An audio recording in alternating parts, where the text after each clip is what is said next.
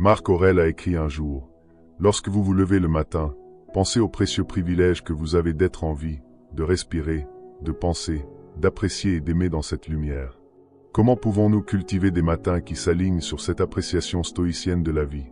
Aujourd'hui, nous vous présentons une routine matinale enracinée dans la sagesse du stoïcisme pour donner le ton d'une journée paisible et utile. Avant de commencer, j'apprécierais que vous aimiez la vidéo afin que vous puissiez m'aider à continuer à répandre la philosophie stoïcienne. Si vous n'êtes pas abonné, je vous recommande de le faire et d'activer la cloche de notification pour ne rien manquer de mes prochaines publications. Numéro 1. Réfléchir à la nature éphémère de la vie. L'une des vérités les plus fondamentales de l'existence est son impermanence. Tout ce qui naît est destiné à disparaître, les êtres vivants, les civilisations, les émotions, les pensées. Pourtant, la plupart des hommes vivent comme si le monde était figé, comme si demain leur était garanti. Le stoïcisme nous invite à embrasser cette réalité non pas avec crainte, mais avec une profonde sérénité, car c'est dans l'acceptation de l'éphémère que réside la véritable liberté. Prendre conscience de la nature passagère de la vie ne signifie pas plus sombre dans le désespoir ou l'inaction. Au contraire, cela nous pousse à mieux apprécier chaque instant. Lorsque nous réalisons que tout est fugace, nous cessons de gaspiller notre temps en futilité et nous nous concentrons sur ce qui compte réellement. Les sages stoïciens, tels que Sénèque et Marc Aurèle, nous rappellent que la mort n'est pas un événement lointain, mais une présence constante, un rappel silencieux qui nous exhorte à vivre pleinement et avec vertu. Chaque jour, il est bénéfique de prendre un moment pour méditer sur cette vérité. Trouver un espace calme, fermer les yeux et visualiser le passage inexorable du temps. Imaginez les saisons qui défilent, les jours qui s'écoulent comme des grains de sable entre les doigts. Réalisez que ce que vous possédez aujourd'hui, votre santé, vos relations, vos désirs, est éphémère. Rien n'est assuré, et c'est précisément cette fragilité qui rend chaque moment précieux. Ce regard sur l'impermanence change notre rapport aux autres et à nous-mêmes. Nous devenons plus indulgents, plus patients, car nous savons que les conflits, les rancunes, et même nos propres tourments intérieurs ne dureront pas éternellement. Face à une difficulté, nous pouvons nous rappeler cette simple phrase: « Cela aussi passera ». Ainsi, nous apprenons à naviguer la vie avec détachement et sagesse. Réfléchir à l'éphémère, c'est aussi cultiver la gratitude. Lorsque nous savons que tout disparaît peu à tout moment, nous savourons davantage ce que nous avons. Chaque échange avec un être cher, chaque lever de soleil, chaque instant de silence devient une offrande précieuse. La peur du changement s'efface, remplacée par une profonde appréciation de ce qui est, ici et maintenant. Méditer sur la nature éphémère de la vie ne nous enlève rien. Au contraire, cela nous enrichit. C'est un rappel puissant que la seule chose que nous possédons véritablement est le présent et qu'il nous appartient d'en faire bon usage. Numéro 2. Journalisez vos pensées, un exercice de clarté et de sagesse. Écrire chaque jour ses pensées est l'une des pratiques les plus puissantes pour cultiver la sagesse et la sérénité. Les stoïciens, notamment Marc Aurèle, en ont fait un exercice essentiel. Son journal n'était pas destiné aux autres, mais à lui-même, un espace où il pouvait clarifier ses idées, renforcer ses principes et se préparer aux défis du quotidien. En prenant l'habitude de consigner nos réflexions, nous gagnons en lucidité, en maîtrise de soi et en profondeur spirituelle. Pourquoi écrire ses pensées? Notre esprit est souvent agité, empli d'émotions contradictoires et de préoccupations incessantes. Sans un effort conscient, nos pensées nous dirigent plus que nous ne les dirigeons. Écrire permet de prendre du recul, d'observer nos réactions et d'en tirer des leçons. Ce processus nous aide à identifier nos schémas de pensée, à mettre en lumière nos peurs et nos désirs, et à renforcer notre compréhension du monde et de nous-mêmes. L'écriture journalière sert aussi à ancrer les principes stoïciens dans notre quotidien. Chaque jour, nous pouvons réfléchir à nos actions. Avons-nous vécu en accord avec la vertu? Avons-nous cédé à des impulsions inutiles? Comment sera-nous mieux affronter l'adversité demain? Ce dialogue intérieur, mis par écrit, transforme progressivement notre manière de voir et de vivre. Comment pratiquer le journalisme? Il n'existe pas de règles strictes, mais voici quelques suggestions pour guider votre écriture.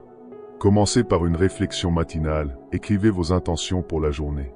Quels principes souhaitez-vous appliquer? Quels défis pourriez-vous rencontrer? Préparer votre esprit avant d'agir vous aidera à affronter la journée avec plus de sérénité et de discipline. Terminez par un bilan nocturne. À la fin de la journée, notez ce que vous avez appris. Avez-vous réagi avec sagesse aux événements? Quelles erreurs avez-vous commises? Ce retour sur soi est essentiel pour progresser. Exprimez vos émotions sans jugement. Il est normal d'éprouver colère, tristesse ou frustration. Écrire ces émotions vous permet de les observer sans vous y attacher. Vous réalisez souvent qu'elles sont passagères et que vous avez le pouvoir de les transformer. Méditez sur une citation stoïcienne, notez une phrase inspirante de Sénèque, Épictète ou Marc Aurèle et réfléchissez à sa signification dans votre vie. Avec le temps, tenir un journal affine notre raisonnement, nous aide à relativiser nos souffrances et renforce notre capacité à vivre pleinement l'instant présent. C'est un outil puissant pour cultiver une vie plus vertueuse et plus paisible, en accord avec les principes stoïciens. Numéro 3. Fixer des intentions quotidiennes et non des objectifs. Dans notre société tournée vers la productivité, nous avons tendance à nous fixer des objectifs précis. Perdre du poids, gagner plus d'argent, obtenir une promotion. Bien que ces objectifs puissent donner une direction à notre vie, ils nous enferment souvent dans une mentalité de résultat où notre satisfaction dépend uniquement de l'atteinte d'un but externe. Le stoïcisme nous invite à une approche différente. Plutôt que de nous attacher à des objectifs rigides, nous devrions fixer des intentions quotidiennes qui relèvent de ce que nous pouvons réellement contrôler. Pourquoi privilégier les intentions aux objectifs? Les stoïciens insistent sur une vérité fondamentale. Nous ne contrôlons pas le résultat final, seulement nos actions. Si nous nous fixons pour objectif d'écrire un livre ou de réussir un projet professionnel, nous nous exposons à la frustration si des facteurs extérieurs entravent notre progression. En revanche, si nous fixons l'intention d'écrire un peu chaque jour ou de donner le meilleur de nous-mêmes dans notre travail, nous restons maîtres du processus, déterminants du résultat final. En orientant notre attention vers les intentions, nous cultivons une mentalité plus souple et plus résiliente. Nous nous concentrons sur ce que nous pouvons faire aujourd'hui, dans l'instant présent, plutôt que d'être obsédés par un futur incertain. Ce changement de perspective nous libère du stress et nous permet de progresser avec constance et sérénité. Comment fixer des intentions quotidiennes? Chaque matin, prenez un moment pour réfléchir aux qualités que vous souhaitez incarner dans votre journée. Posez-vous des questions simples. Comment puis-je faire preuve de sagesse et de patience aujourd'hui?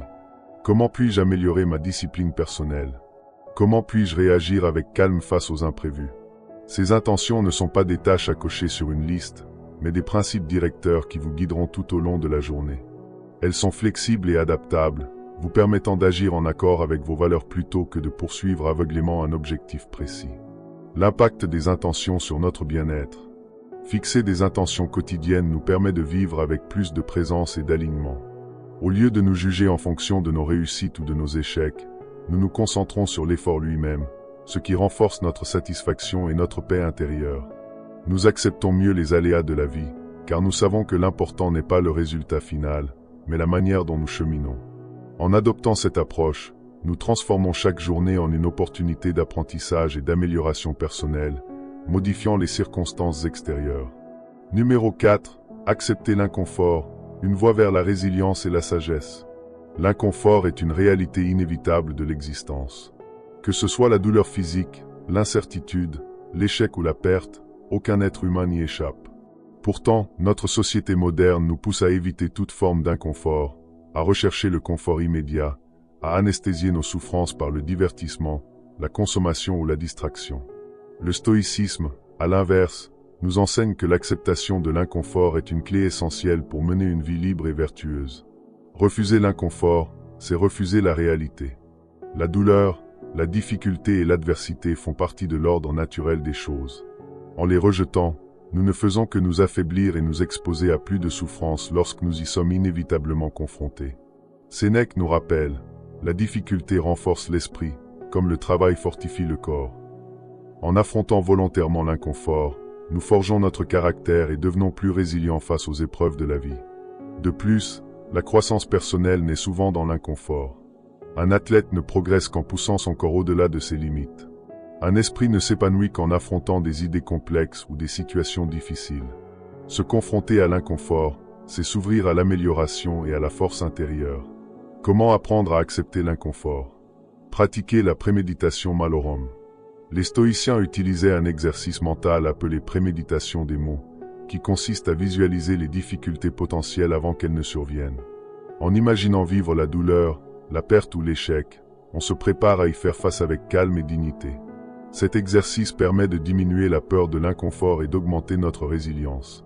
Exposez-vous volontairement à des situations inconfortables. Marc Aurèle et Épictète prenaient l'habitude de s'endurcir par des épreuves volontaires, supporter le froid, marcher pieds nus, jeûner, dormir sur un sol dur. Ces pratiques ont développé une tolérance à l'inconfort et nous rappellent que nous avons besoin de bien moins que nous le pensons pour être heureux. Modifiez votre perception de la souffrance. L'inconfort est souvent exacerbé par notre propre jugement. Si nous considérons une difficulté comme insupportable, elle le devient. Si nous la percevons comme une opportunité d'apprentissage, elle devient plus supportable. En changeant notre regard, nous changeons notre expérience de la souffrance. Accepter l'inconfort nous libère de la peur et nous rend plus forts. Nous devenons moins dépendants des plaisirs externes, plus résilients face aux épreuves et plus enclins à agir avec sagesse. En fin de compte, l'acceptation de l'inconfort n'est pas une contrainte, mais un chemin vers la liberté intérieure et la paix de l'âme. Numéro 5. Pratiquer la pleine conscience et la méditation, un chemin vers la sérénité. Dans un monde en perpétuelle agitation, où nos pensées sont souvent dispersées entre le passé et le futur, la pratique de la pleine conscience et de la méditation offre un refuge, un espace de calme au sein du tumulte. Le stoïcisme, tout comme les traditions orientales, encourage à cultiver une attention vigilante à l'instant présent, à observer nos pensées sans nous y attacher, et à développer une présence profonde dans chaque action que nous entreprenons. L'esprit humain a tendance à vagabonder. Nous nous perdons dans des souvenirs, des regrets, des inquiétudes ou des désirs futurs, ce qui génère stress et insatisfaction.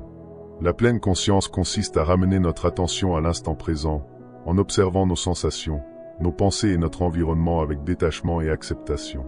Les stoïciens, à travers leurs écrits, prônaient déjà cette forme de vigilance intérieure.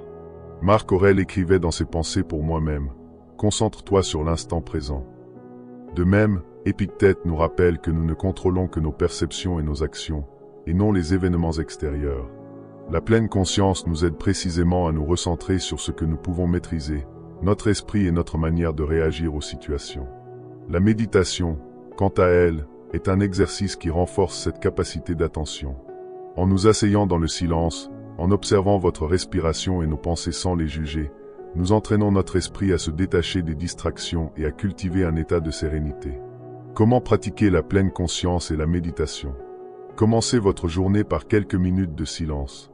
Avant de vous laisser emporter par le flot des obligations, prenez un moment pour respirer profondément et observer vos pensées. Vous pouvez simplement vous asseoir et ressentir votre souffle, ou méditer sur une maxime stoïcienne. Soyez présent dans vos actions quotidiennes. Que ce soit en mangeant, en marchant ou en parlant avec quelqu'un, essayez d'être pleinement attentif à l'instant. Remarquez les sensations, les sons, les odeurs, et engagez-vous totalement dans l'expérience. Observez vos pensées sans vous et identifiez-les. Les stoïciens nous rappellent que nous ne sommes pas nos pensées, mais les observateurs de celles-ci. Lorsqu'une émotion forte surgit, plutôt que de réagir impulsivement, prenez un instant pour l'examiner avec détachement. Pratiquez la méditation quotidienne. Même 5 à 10 minutes de méditation par jour peuvent apporter des bienfaits. Asseyez-vous immédiatement, fermez les yeux et focalisez-vous sur votre respiration. Si votre esprit s'éloigne, ramenez-le doucement sans jugement. Pratiquer la pleine conscience et la méditation renforcent notre capacité à rester calme face à l'adversité, réduisent le stress et améliorent notre maîtrise de soi. En développant une attention constante au présent, nous vivons plus pleinement et avec une plus grande sagesse, en accord avec les principes stoïciens. Numéro 6. Revoir les enseignements stoïciens, un exercice quotidien de sagesse. Le stoïcisme n'est pas une simple philosophie à étudier une fois et à oublier. C'est une discipline de vie qui nécessite une pratique constante, une réflexion quotidienne sur ses principes et une mise en application dans nos actions. Sénèque, Marc Aurèle et Épictète nous rappellent que la sagesse ne se trouve pas dans la seule connaissance, mais dans la répétition et l'application des idées qui façonnent un esprit fort et résilient. Revoir régulièrement les enseignements stoïciens est donc essentiel pour ancrer leurs principes dans notre quotidien. Pourquoi réviser les principes stoïciens? Nos esprits sont volatiles. Une leçon apprise un jour peut être oubliée le lendemain si elle n'est pas intégrée dans notre routine mentale.